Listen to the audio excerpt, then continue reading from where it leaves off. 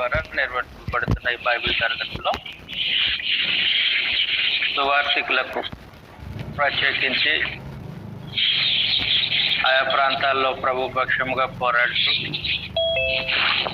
అనేకులను ప్రభు వైపు మళ్లించడానికి, అలాగే స్థానిక సంఘాలను ఆత్మ సంబంధంగా బలపడటం నాతో పాటు పోరాడుతున్న తోటి యోధులకు అందరము కలిసి ప్రభు పనిలో నమ్మకంగా ముందుకు సాగటానికి తోడ్పడే విధంగా స్థానిక సంఘము ఈ తరగతులను నిర్వహిస్తూ ఉన్నారు. దయతో మనందరము ఈ సమయాన్ని సద్వినియోగం చేసుకుందాం, కలిసి నేర్చుకుందాం. పనుల్లో ఇంకా నాణ్యతమైన రీతిలో ముందుకు సాగుతాం. మీ సలహాలు సూచనలు ఏమైనా ఉంటే వాటిని గ్రూప్లో పోస్ట్ చేయండి. నేను చెప్పే దాంట్లో ఏమైనా లోపమున్నా నన్ను సరిచేయండి. అలాగే ఒకరినొకరు సరి చేసుకుంటూ ఆత్మ సంబంధంగా బలపడుతూ ప్రభు కార్యాభివృద్ధి యందు ఆసక్తి కలిగి ముందుకు సాగటానికి మనందరము కలిసి ప్రేమతో ప్రయత్నం చేద్దాం. అందుకొరకు తరగతులు నిర్వహించబడుతున్నాయని దయతో గమనించండి.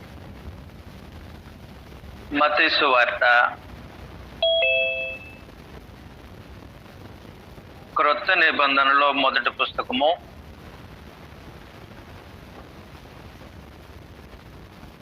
'అలాగే ప్రభు అయిన యేసు యొక్క జీవిత చరిత్రను, ఆయనను గూర్చినటువంటి సంగతులను వివరించినటువంటి శ్రేష్టమైన పుస్తకము మత్తయి సువార్త. మనందరికీ తెలిసినట్లుగా ఈ మత్తయి సువార్త అనే ఈ పుస్తకము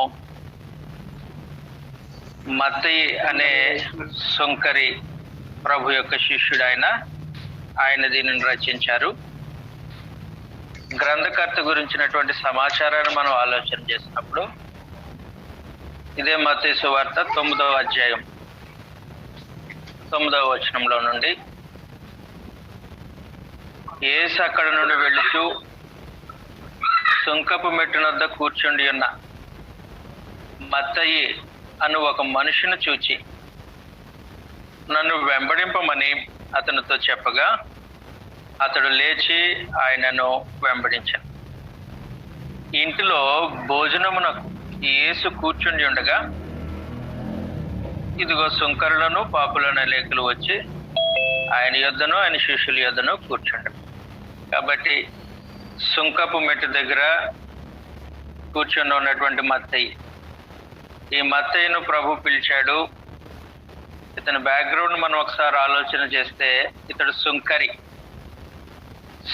అని అంటే ట్యాక్స్ కలెక్టర్. పూర్వకాలం సంస్కృతిలో రోమా చట్టంలో ఈ పన్ను వసూలు చేసేటువంటి కార్యక్రమము నిర్వర్తింపబడేది. ఈ నిర్వహణలో వాళ్ళు ఏం చేసేవారంటే ధనవంతులైనటువంటి వారి దగ్గర వాళ్ళు ఇప్పుడు టెండర్స్కి పిలుస్తున్నట్లుగా ధనవంతులైనటువంటి వారి దగ్గర నుండి ముందుగా వారు కొంత డబ్బును రోమ ప్రభుత్వం స్వీకరించి వారు తీసుకున్నటువంటి డబ్బు మాత్రమే కాకుండా వారికి తోచినట్లుగా ప్రజల దగ్గర పన్ను వసూలు చేసుకునే వెసులుబాటు రోమా సామ్రాజ్యము ఆ కాలంలో కల్పించింది. అలాంటి పరిస్థితుల్లో మత్తయి ఇతడు యూదుడే, కానీ రోమా ప్రభుత్వ పక్షంగా పనిచేయటానికి ఏం చేశాడనంటే సుంకం వసూలు చేయడము వృత్తిగా ఎంచుకున్నాడు. బహుశా ఇతడు ధనవంతుడై ఉంటాడు. అందువలన రోమా ప్రభుత్వానికి ముందుగానే డబ్బు చెల్లించి యూదా మనుషుల దగ్గర అధికమైన లాభం పొందేటట్లుగా డబ్బులు వసూలు చేసే వృత్తిలో ఇతడు ఉన్నాడు అన్నమాట. ఇతడు యూదుడే.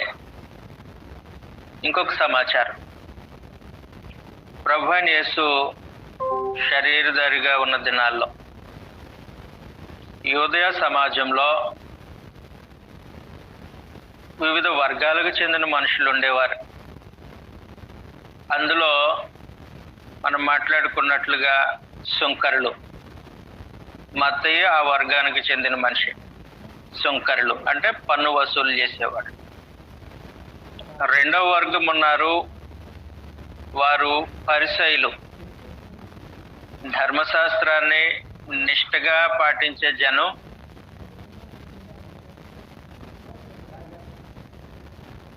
వారు పరిసయ్యులు.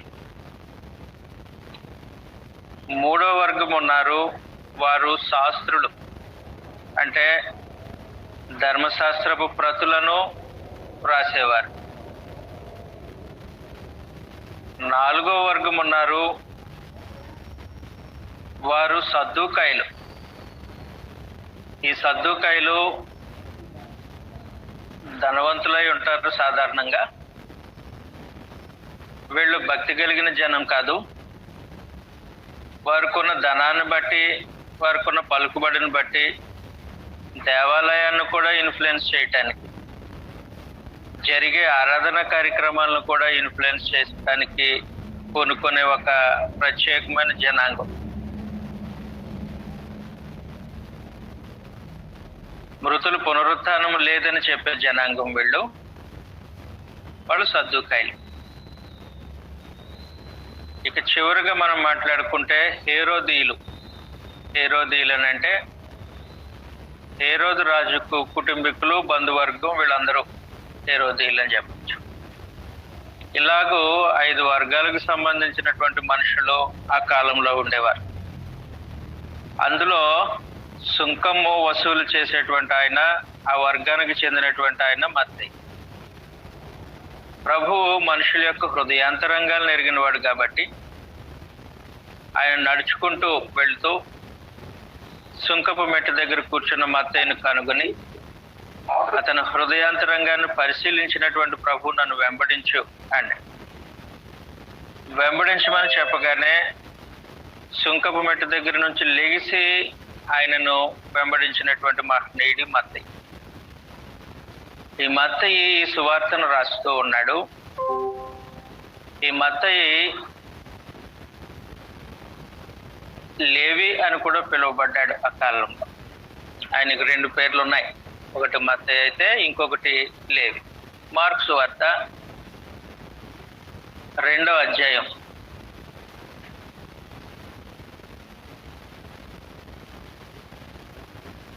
మార్కు సువార్త 2వ అధ్యాయం 4వ వచనంలో 14వ వచనంలో ఆయన మార్గమును వెళ్ళుచు సుంకపు మెట్టు దగ్గర కూర్చున్న అల్ఫయ కుమారుడగు లేవిని చూచి నన్ను వెంబడింపమని అతనితో చెప్పగా అతడు లేచి ఆయనను వెంబడించెను. కాబట్టి మత్తయికి ఇంకొక పేరుంది, లేవి. లేవి కావాలంటే ఇంకొక రిఫరెన్స్ రాసుకోండి. లూకా సువార్త 5వ అధ్యాయంలో మత్తయి పేరు మరలా లేవిగా ప్రస్తావించబడింది. 5వ అధ్యాయము 27వ వచనంలో అటుపెమ్మట ఆయన బయలుదేరి లేవి అని ఒక సుంకపు మెట్టునొద్ద కూర్చుండటి చూచి నన్ను వెంబడించుమని అతనితో చెప్పగా, కాబట్టి మత్తయిని లేవి అని పిలిచారనమాట. రైట్. మత్తయి ప్రభువైన యేసు మహిమపరచబడిన తర్వాత, అంటే ఆయన మరణించి సమాధి చేయబడి పునరుత్థానుడైన తర్వాత తనదైన పరిచర్యగా ఆయన ఇంచుమించుగా 15 సంవత్సరాలు పాలస్తీనా ప్రాంతంలోనే యూదుల మధ్యలో అతడు సువార్థికుడిగా పనిచేసని యూదా ట్రెడిషన్, యూదుల పారంపర్యం తెలియచేస్తూ ఉంది. కాబట్టి అతడు పాలస్తీనాలో యూదుల మధ్యలో ఇంచుమించుగా 15 సంవత్సరాలు పనిచేశాడు. బహుశా ఆ కాలంలోనే ఈ సంగతులు రచించి ఉండొచ్చు. మత్తయి ఈ పత్రికను రాసే సమయం, ఈ సువార్తను రాసే సమయం క్రీస్తు శకం 58-60 మధ్యలో 58-60 మధ్యలో ఈ సువార్తను రాసి ఉండొచ్చు అంటూ. రైట్. మనం అనుకుంటాం మత్తయి ఈ సువార్తను యూదుల మధ్యలో అతడు సువార్థికుడై ఉన్న కారణాన యూదులను ఉద్దేశించి రాశాడు. యూదులు మెస్సీను తెలుసుకోవటానికి రాశాడు, అది వాస్తవం.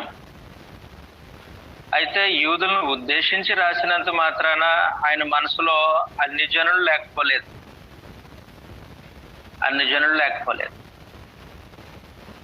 అందువలన ఈ మత్తయి సువార్త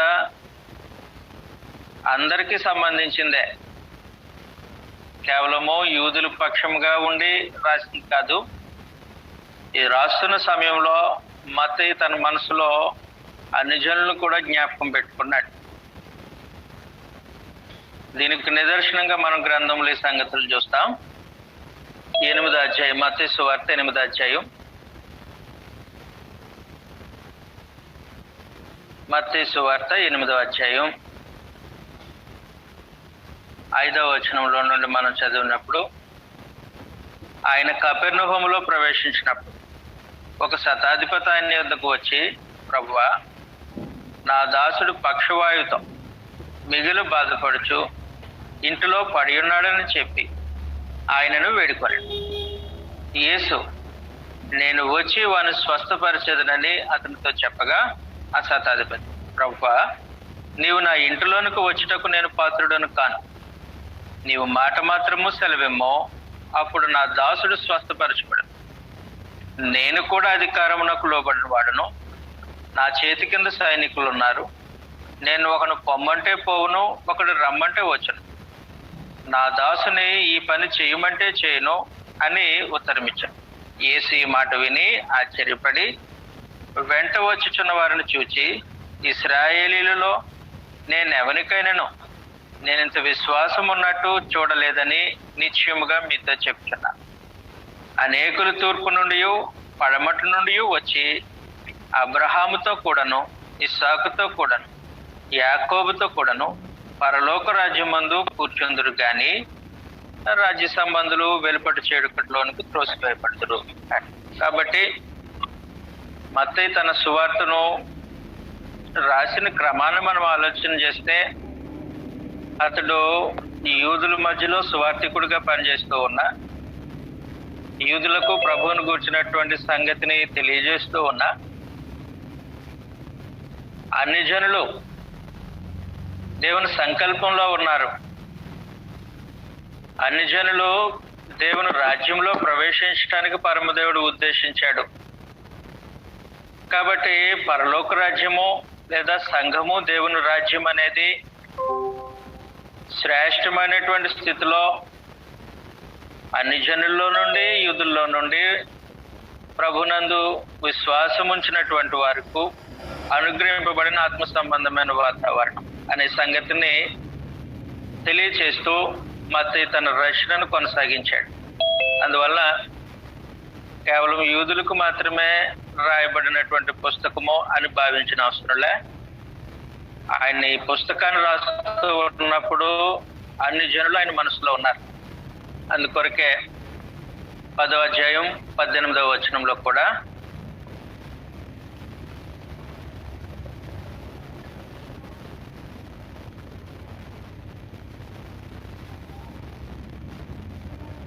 నుంచి చదువుతాం. 10వ అధ్యాయం 16వ వచనం. ఇదిగో తోడేళ్ల మధ్యకు గొర్రెలను పంపునట్టు నేను మిమ్మల్ని పంపుచున్నాను గనుక పాముల వలె వివేకులను, పావురం వలె నిష్కలంకులై ఉండడు. మనుషులను గురించి జాగ్రత్త పడు. వారు మిమ్మల్ని మహాసభలకు అప్పగించి తమ సమాజ మందిరం కొరడాలతో కొట్టింది. వీరికి అన్ని జనులకును సాక్ష్యార్థమై, అదిగో అన్ని జనులకును సాక్ష్యార్థమై నా నిమిత్తమే మీరు అధిపతుల యొద్దను రాజుల యొద్దనుకును తేబడదు. కాబట్టి అన్ని జనుల ప్రస్తావన సుధాకర్ గారు చూస్తున్నారా? గుంటూరు రాస్తున్నారా?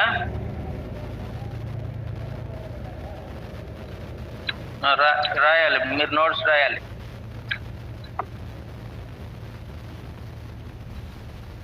అన్యజనుల ప్రస్తావన ఉంది. అలాగే 12 అధ్యాయం 18వ వచనంలో, 24 అధ్యాయం 14వ వచనంలో, 28వ అధ్యాయం 19వ వచనంలో మత్తయి తన రచనలో అన్యజనులు ప్రస్తావన తీసుకొచ్చాడు. అందువల్ల మత్తయి సువార్త అనేది యూదులను ఉద్దేశించి రాయబడినప్పటికీ అన్యజనుల యొక్క ప్రస్తావన దాంట్లో ఉంది. రైట్. మత్తయి సువార్త యొక్క ఉద్దేశం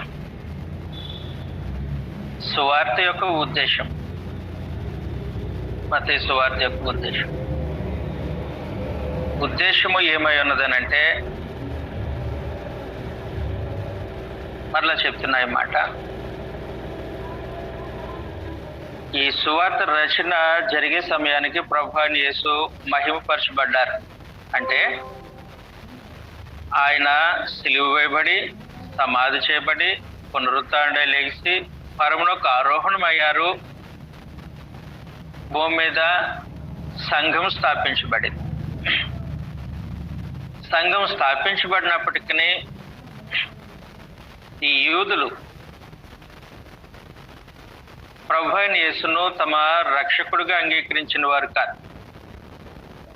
అనేకమైన వారు ప్రభువును తిరస్కరించిన వారే ఉన్నారు.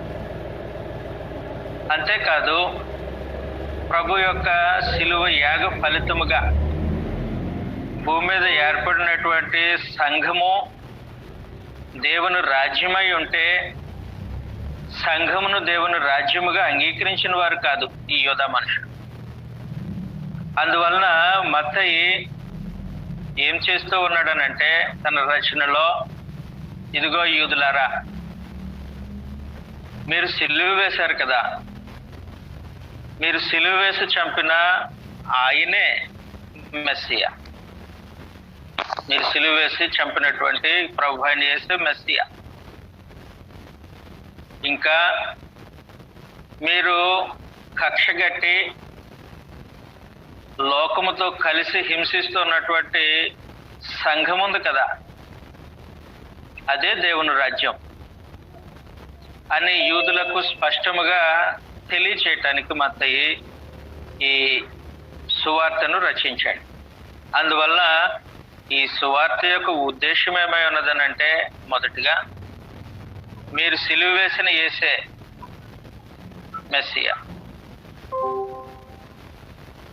రెండవది, మీరు హింసిస్తున్న సంఘమే దేవుని రాజ్యం. మీరు హింసిస్తున్న క్రీస్తు ప్రభు సంఘమే దేవుని రాజ్యం. అది మత్తయి పత్రికలో ఈ సువార్తలో తెలియజేయాలనుకున్నటువంటి ఉద్దేశం. దీనిని తెలియచేయటానికి ఆయన ఈ సువార్తలో ఒక సంగతిని బహుగా చర్చించాడు. దాన్ని మనం చర్చనీయాంశంగా మాట్లాడుకోవచ్చు. ఈ సువార్త యొక్క చర్చనీయాంశము పరలోక రాజ్యం యొక్క ఔన్నత్యత. అంటే సంఘం యొక్క గొప్పతనం, సంఘం యొక్క ఔన్నత్యత ఏంటో ఈ పత్రికలో ఆయన, ఈ సువార్తలో ఆయన చర్చించాడు. ఈ పుస్తకంలో సంఘం యొక్క గొప్పతనం ఏంటో అంటే, దేవుని రాజ్యం యొక్క ఔన్నత్యం ఏంటో, రాజ్య పౌరుల యొక్క ఔన్నత్యం ఏంటో ఈ గ్రంథంలో మత్తయి చర్చించడం జరిగిందనమాట. అది చర్చనీయాంశం. పరలోక రాజ్యం యొక్క ఔన్నత్యం, సంఘం యొక్క ఔన్నత్యం ఏంటో చర్చించుకుంటూ, ఇదిగో మీరు సిలువ వేసిన యేసు మెస్సియా, మీరు హింసిస్తున్నటువంటి సంఘమే దేవుని రాజ్యం అనే ఉద్దేశాన్ని పత్రికలో బయలుపరిచినట్లుగా మనం చూస్తూ ఉంటాం. బైబిల్లో 4 సువార్తలు ఉన్నాయి. 4 రకాలు కాదు, 4 సువార్తలు ఉన్నాయి. మత్తయి, మార్కు, లూకా, యోహాను. అయితే ఈ మత్తయి సువార్తను సినాప్టిక్ గాస్పెల్ అని అంటారు. అంటే సంగ్రహణ సువార్త. సంగతులు జరిగిపోయినటువంటి సంగతులు లోకంలో ప్రచురణలో ఉన్నాయి, ప్రకటింపబడుతూ ఉన్నాయి. అవి ప్రభు అయిన యేసును గూర్చినటువంటి సంగతులు. ప్రభు అయిన యేసును గూర్చిన సంగతులు లోకంలో ప్రచురం చేయబడుతూ ఉంటే, ప్రచురం అవుతున్నటువంటి ఆ పరిస్థితులు, జరిగినటువంటి ఆ వాస్తవాలను సమకూర్చుకొని రాసినటువంటిది మత్తయి సువార్త.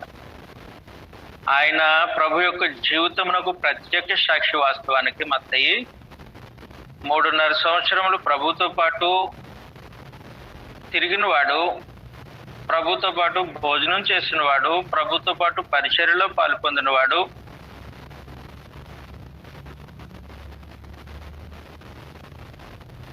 అలాంటి మత్తయి ప్రభు అయిన యేసును గూర్చినటువంటి సంగతులు, ఆయన పరిచర్య ప్రారంభించిన దగ్గర నుండి ఆయన మహింపరిచేంత వరకు అన్నిటినీ తన కళ్ళతో చూసినటువంటి సాక్షి. ఆయన ఏం చేస్తూ ఉన్నాడనంటే, జరిగినటువంటి సంగతులను సంఘటితంగా చేసి, అంటే ఒక చోట సమకూర్చి ఈ పుస్తకం రూపంలో అందిస్తూ ఉన్నాడు. మార్కు గారు అదే చేశారు, లూకా గారు అదే చేశారు. అందువల్ల మత్తయి, మార్కు, లూకా సువార్తలను సినాప్టిక్ గాస్పెల్స్ అని అంటారు. యోహాను సువార్త దానికి భిన్నమైనది. అది గాస్పెల్ ఆఫ్ ఎవిడెన్స్, అది ప్రత్యేకం. రైట్, ఇక మనము ముఖ్యమైన సంగతుల్లోనికి వద్దాం. పరమదేవుడు తాను ఏమైతే సంకల్పించాడో, ఏమైతే ఉద్దేశించాడో, అది సడన్ గా ఎవరు ఎదురు చూడని రీతిలో ఒకేసారి పెళ్ళుమని భూమి మీదకి దించే కార్యక్రమం కాదు. మహాదేవుడు తన ఉద్దేశంలో తాను ఏమైతే సంకల్పించాడో దానిని ముందుగా తన ప్రవక్తల ద్వారా తెలియచేసి, తాను తెలియచేసినటువంటి సంగతి ప్రకారము కార్యక్రమాలను నిర్వర్తించడము దేవుని యొక్క పాలసీ. అది దేవుని యొక్క విధి విధానం. ఆమోసు గ్రంథంలో ఈ సంగతిని మనం చూస్తాం. ఆమోసు గ్రంథం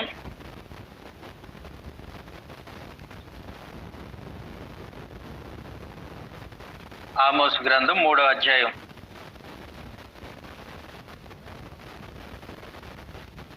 7వ వచనంలో, తన సేవకులైన ప్రవక్తలకు తాను సంకల్పించిన దానిని బయలుపరచకుండా ప్రభువైన యెహోవా ఏమీ చేయడు. కాబట్టి దేవుడు తాను ఏదైతే సంకల్పించాడో దానిని ముందు తన ప్రవక్తల ద్వారా బయలుపరుస్తాడు. బయలుపరిచిన తర్వాత ఆ సంగతులను జరిగిస్తూ ఉంటాడు. చాలా జాగ్రత్తగా మనము ఈ సంగతిని మన మనసులో గుర్తుపెట్టుకోవాలి. ఆయన విధానం అది, దేవుని యొక్క పాలసీ అది. ముందు ఏమైతే ఆయన సంకల్పించారో దానిని ప్రవక్తల ద్వారా తెలియజేస్తారు. తాను తెలియచేసినట్లుగా దానిని నెరవేరుస్తారు. అది దేవుని యొక్క విధి విధానము. మనుషులు విశ్వసించడానికి రుజువు, ఆధారం అది. దేవుని కార్యములను మనుషులు విశ్వసించటానికి, ఇది దైవ కార్యమని ధృవీకరించుకోవటానికి అది రుజువుగా ఉంటుంది, ఆధారంగా ఉంటుంది అన్నమాట. అలాంటిది ప్రభు అయిన యేసు, ఆయన జగత్తు పునాది వేయబడక మునిపై నియమింపబడిన ఆయన, దేవుని సంకల్పానికి ఆయన కేంద్రమై ఉండాలి. ప్రభు అయిన యేసు యొక్క ప్రమేయం లేకుండా దేవుని సంకల్పము శూన్యమై ఉంటుంది, జీరో. దేవుడి ఉద్దేశం అంతా, ఆయన సంకల్పం అంతా క్రీస్తు ప్రభుతో ముడిపడి ఉన్నది. ఆయన నరావతారంతో, ఆయన బలియాగంతో, ఆయన పునరుత్థానంతో దేవుని యొక్క సంకల్పము ముడిపడి ఉన్నది. మరలా ఈ మాట అంటున్నాను, ప్రభువు ప్రమేయం లేకుండా, ఆయన కార్యాచరణ లేకుండా దేవుని సంకల్పము శూన్యమై ఉంటుంది. దేవుడు ఏమైతే సంకల్పించాడో జగత్తు పునాది వేయబడక మునుపు, అది క్రీస్తు ప్రభువును బట్టి సంకల్పించారు, క్రీస్తు ప్రభు ద్వారా సంకల్పించారు. దానికి మూలమైన వారు క్రీస్తు ప్రభు అయిన యేసు. అలాంటి ప్రభు అయిన యేసును దేవుడు లోక కళ్యాణం కొరకు, మానవుల యొక్క మేలు కొరకు, మనుషులు రక్షింపబడడం కొరకు ఆయన ఉద్దేశించినప్పుడు తన ప్రవక్తలకు ఆ సంగతి తెలియకుండా దాచుతాడా? దాచిపెట్టి కార్యక్రమాలు జరిగించడము దేవుని యొక్క పాలసీ కాదని ముందే మనం చర్చించుకున్నాం. ఆయన దేనినైతే ఉద్దేశించారో, సంకల్పించారో దానిని ముందుగా తన ప్రవక్తలకు తెలియజేసి తర్వాత ఆ కార్యక్రమాన్ని సక్సెస్ఫుల్గా జరిగించడం దేవుని యొక్క పాలసీ. అందువలన ఏం జరుగుతూ ఉందనంటే, పరమదేవుడు తను ఉద్దేశించిన మెస్సీ, జగత్తు పునాది వేయబడక మునుపు ఆయన నిర్ణయించినటువంటి, ఆయన నియమించినటువంటి మెస్సీ శరీరధారిగా భూమి మీదకి పంపటానికి ఆయన ఉద్దేశమై ఉన్నది. కాబట్టి ఆ ఉద్దేశాన్ని ముందుగా తన ప్రవక్తల ద్వారా తెలియజేస్తారు. అందువలన ఏం జరిగిందనంటే, తన ప్రవక్తల వచనాల్లో, ధర్మశాస్త్ర గ్రంథంలో కావచ్చు, అలాగే పాత నిబంధన ప్రవక్తల గ్రంథాల్లో కావచ్చు, పరమదేవుడు యూదులకు మెస్సీను పరిచయం చేశారు. తన అభిషక్తుడిని ముందుగా యూదులకు తెలియజేశారు. దీనివల్ల ఏం జరిగిందనంటే, యూదులలో మెస్సీను గూర్చిన నిరీక్షణ పుట్టింది. ప్రభు అయిన యేసును గూర్చిన నిరీక్షణ వాళ్ళల్లో కలిగింది. పరమదేవుడు మెస్సీను గూర్చిన నిరీక్షణ వాళ్ళల్లో కలగటానికి తాను ఉద్దేశించినటువంటి నిర్ణయించినటువంటి ప్రభు అయిన యేసును మనుషులకు, ప్రత్యేకించి యూదులకు ఏ విధంగా పరిచయం చేస్తారు అనే సంగతిని మనము ఆలోచన చేస్తే, యూదులకు ప్రత్యేకించి ఒక మూల పురుషుడు ఉన్నాడు, ఆయన అబ్రహాం. యూదులకు అబ్రహాము ఒక అతిశయ కారణం. యూదులు ఏమంటారంటే, ప్రతి చిన్న విషయానికి మేము అబ్రహాం సంతానము అని మాట్లాడుతూ ఉంటారు. అబ్రహాము వాళ్ళ యొక్క బ్రాండ్ రిప్రజెంటేటివ్. అంత మాత్రమే కాదు, యూదులకు అబ్రహాము అతిశయ కారణం. యూదులకు అబ్రహాము మూల పురుషుడు. ఈ సంగతులను బట్టి ప్రతి విషయంలో యూదులు తరచుగా వాళ్ళు ఉపయోగించే పదజాలం, మేము అబ్రహాం సంతానం, అబ్రహాము మాకు తండ్రి, మేము అబ్రహామునకు పిల్లలము అని మాట్లాడుతూ ఉంటారు. గ్రంథంలో అనేక సార్లు ఈ ప్రస్తావన జరుగుతుంది. మనం చదువుతాం. యోహాను సువార్త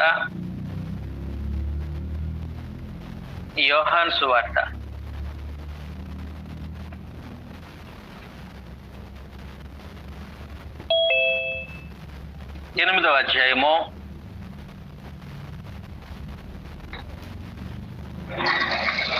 37వ వచనంలో నుండి సంగతులు మనం చదివితే, మీరు అబ్రహాము సంతానమని నాకు తెలియదు, ఆయనను మీలో నా వాక్యమును చోటు లేదు గనుక నన్ను చంపవెదుగుచున్నారు. నేను నా తండ్రి యొద్ద చూచిన సంగతులనే బోధించుచున్నాను.